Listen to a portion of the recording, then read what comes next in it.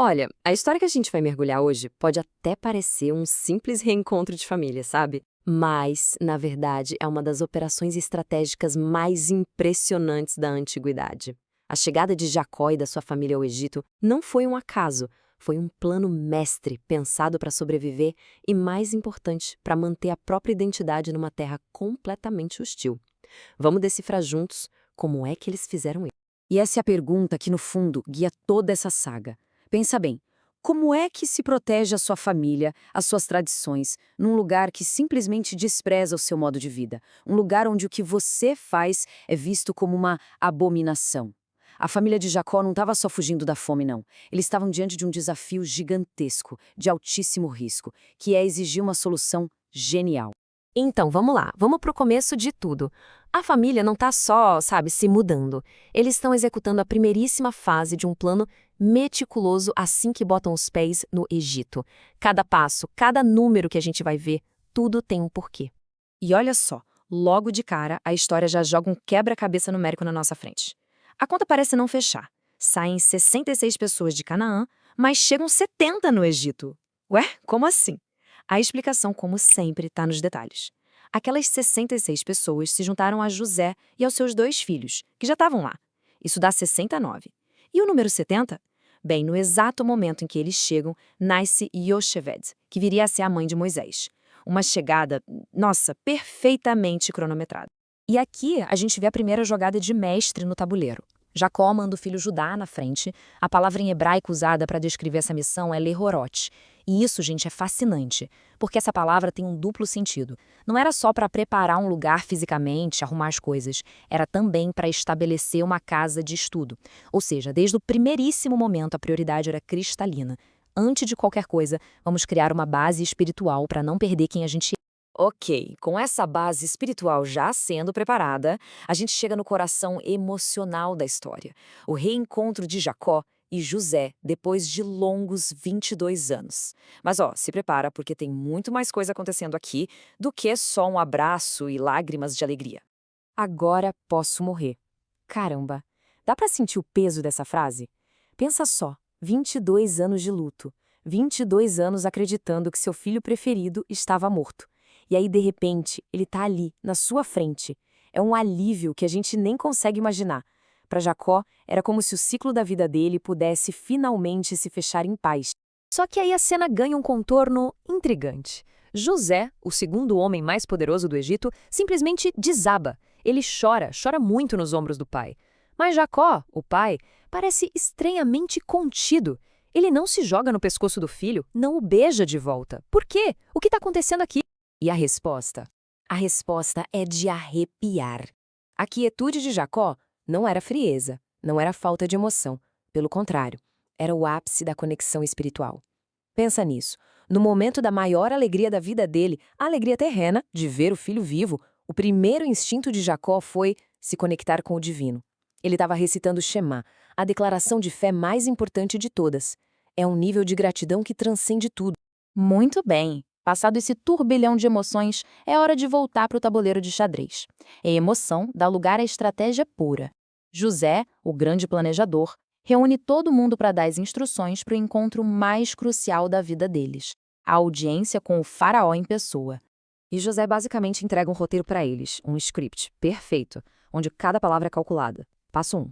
Digam quem vocês são. Somos pastores. Simples e direto. Passo 2. Expliquem por que vieram. A fome está terrível. Passo 3. Façam o pedido, com humildade. Deixa a gente ficar aqui em Goshen. E o quarto passo. O objetivo por trás de tudo isso era o pulo do gato. Conseguir uma terra boa e principalmente separada. Um lugar para eles prosperarem sem serem engolidos pela cultura egípcia. E aqui que está o lance mais genial de todo o plano. José pegou a maior fraqueza social da família e transformou na maior força deles. Pensa só, os egípcios detestavam pastores, porque as ovelhas eram tipo deuses para eles. Então, ao chegar e dizer, oi, somos pastores, eles basicamente garantiam que o faraó ia querer mantê-los bem longe da corte, isolados. Era exatamente isso que eles queriam, uma jogada de mestre. Bom, com o roteiro decorado, chega a hora da verdade, o clímax da operação.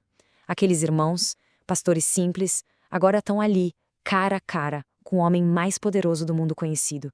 E o futuro de toda a sua nação está em jogo naquele momento. E eles executam o plano com uma perfeição incrível. Seguem o script do José ao pé da letra, palavra por palavra. Isso mostra uma confiança absurda na estratégia do irmão, né? Sem improviso, sem querer enfeitar, apenas confiança total no plano traçado. Mas espera aí, porque tem mais um detalhe nessa estratégia que é surpreendente. Na hora de apresentar a família ao faraó, José não escolhe os irmãos mais fortes, os mais imponentes. Não, ele escolhe 5 dos mais fracos. Ué, por que os mais fracos? Parece totalmente o contrário do que se deveria fazer, né? Numa reunião dessas, a gente ia querer mostrar o nosso melhor, os mais fortes, os mais capazes. Qual era a lógica de José? A resposta é mais uma prova da mente estratégica dele. Se o faraó visse aqueles homens fortes, gigantes, super capazes, qual seria a primeira coisa que ele ia pensar? Vou recrutar esses caras para o meu exército de elite. Ao apresentar os menos impressionantes fisicamente, José estava protegendo a sua família. Ele garantiu que eles iam continuar juntos, autônomos e focados no futuro deles, e não servindo aos interesses do Egito. E o resultado de toda essa estratégia? Sucesso absoluto. O faraó não só concorda, como oferece para eles a melhor área do Egito, exatamente o lugar que eles pediram, Goshen. O plano não podia ter funcionado melhor. A parte diplomática, a estratégia, está concluída. Mas agora falta o ato final dessa chegada, o encontro entre os 2 grandes líderes. De um lado, o patriarca de Israel, e do outro, o rei do Egito. E Jacó se apresenta ao faraó com 130 anos de idade. Pensa só, 130 anos. Essa idade, tudo que ele já viveu, dá uma autoridade, um peso gigantesco para tudo que ele vai dizer a seguir. E quando o faraó pergunta a idade dele, Jacó solta essa frase: poucos e turbulentos foram os dias da minha vida. Que reflexão profunda! Ele não está se gabando da idade, ele está falando com a sabedoria de quem já passou por tudo. Uma vida de luta. Fugiu do irmão, foi enganado pelo sogro, perdeu a esposa que amava e, claro, viveu décadas de luto pelo filho José. Então, para coroar o encontro, acontece algo simplesmente impressionante. Jacó, o imigrante, o patriarca de uma família de pastores, abençoa o faraó, o rei todo-poderoso do Egito. Esse gesto vira o jogo completamente. Não é mais um imigrante pedindo um favor. É uma demonstração de autoridade espiritual que estabelece o status único e respeitado daquela família no Egito. No final das contas, a gente vê que a estratégia de Goshen foi muito mais do que só arranjar um lugar para morar. Foi um plano genial para equilibrar 2 coisas, a segurança física e a preservação da alma, da identidade. E isso nos deixa com uma pergunta para refletir, né? O que essa história, tão antiga, pode nos ensinar hoje sobre essa dança tão delicada entre manter quem somos, usar estratégia e simplesmente sobreviver? Fica aí a reflexão.